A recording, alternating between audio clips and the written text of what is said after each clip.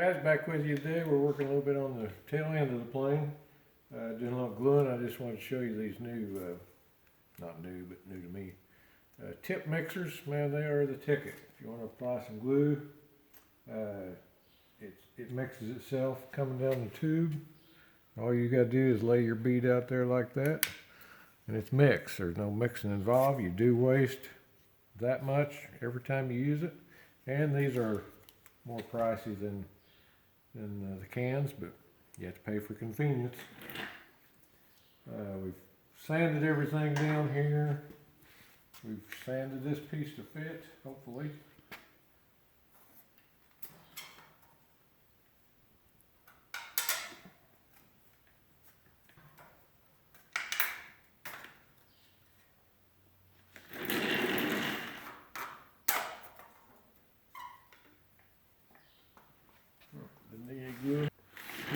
This piece here holds the access door.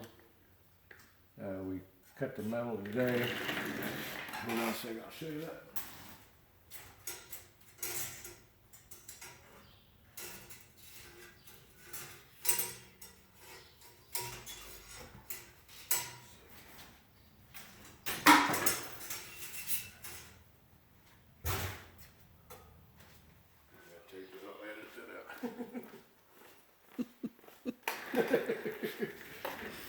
Okay, we cut the access door panels here.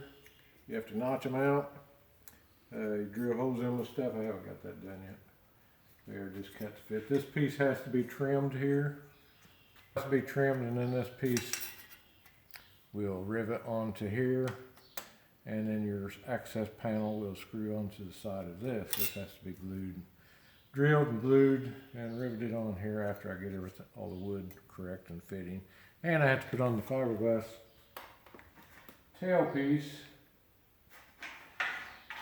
Next, it all has to go on there. But I ran out of plywood stiffener, so I have a piece of plywood ordered. So just trying to do what we can. Run out of parts, so a lot of parts back ordered. With this virus going on and everything, you know how shipping's been.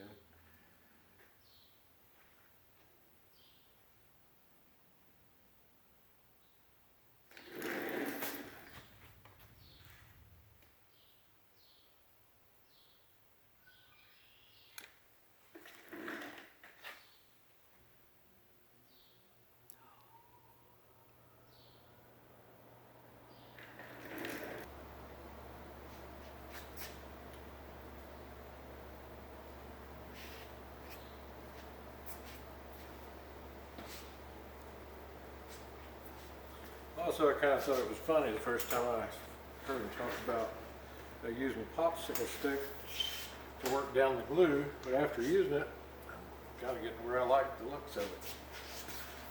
If you can get in here, Susan, see this. To get rid of your excess glue, just simply run your popsicle stick around there like that. And you get a real nice looking glue bead. I kind of made fun of that the first time I read that, but it does really work pretty good. Gives you nice, gives you all the glue you need. You get rid of all the excess.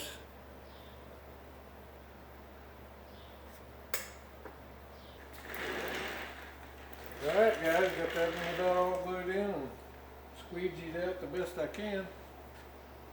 You just do that on all these pieces. I just wanted to show you one. The trim on this was, really had to have a lot of trim work done on it. It was too long everywhere. It still sticks out too far right here, but I decided to go ahead and glue it on, get it set in place, and then I could just run my line from there and just ream it, you know, like the sides fit where they needed to. A lot easier doing it on there with a Dremel tool and mark some lines and get that all fitted good. And we go on to the next project. We're working on the vertical stabilizer trailing edge. And again, there's lots of fun Dremel work here. You have to trim, come around back here. You trim out your hole outlets, and the welds are big, so don't hold back on them. You can pretty well see when it gets in far enough to touch. Takes a lot of trimming on the wood. Come around here now. Then you trim out the wood so that the piece fits in there right. It needs to be flush with each one of these when you get done, get done gluing. And if it's not, of course, you can trim it in a little bit. It's really hard to get everything to fit. The piece is a little curved. You have to trim out some fiberglass joints on the inside where they rub on there. Just keep trimming until you want this back to fit really tight against the post before you glue it. And then your sides, when you look down the sides, come look down from this way. When you look down the side, you want the fiberglass to basically just disappear and run right. You want to trim however much it takes to get that. Like I say, if you overdo it a little bit, of course you can put a little fill in, or you can just simply sand off the wood here to match. But you just want a good smooth fit when you're done. And that takes a lot of trim. The insides don't fit. The insides of the fiberglass very good. So that requires not only trimming the inside of the fiberglass, but you'll have to do quite a bit of trimming on the wood also. And it should lay in there and touch everything like that when you get done. We will get about ready to glue it up. And we'll be on to the next project.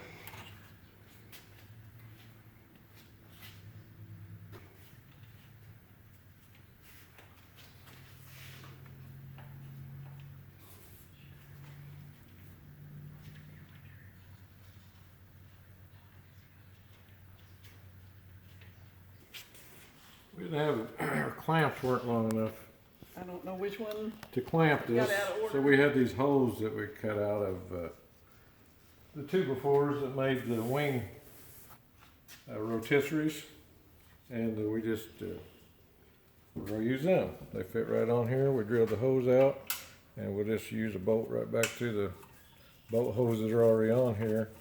And then I've got enough clamps to go in between those, so just using what we got.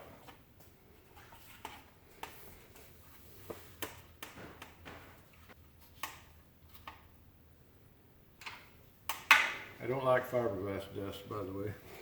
It's some mean stuff.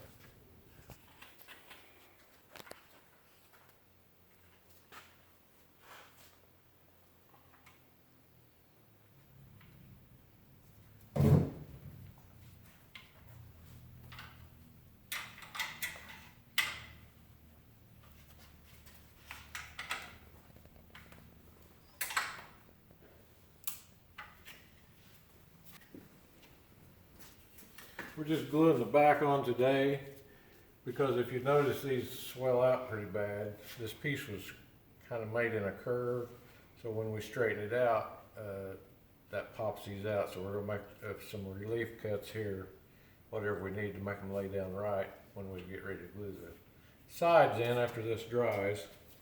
For today we got that clamped on and we're just going to let that dry overnight, and we'll come back and we've got everything trimmed up. Just be a matter of laying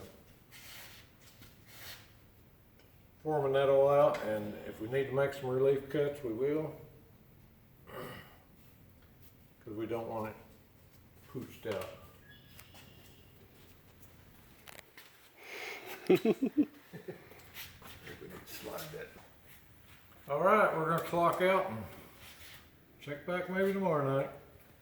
Thanks for watching.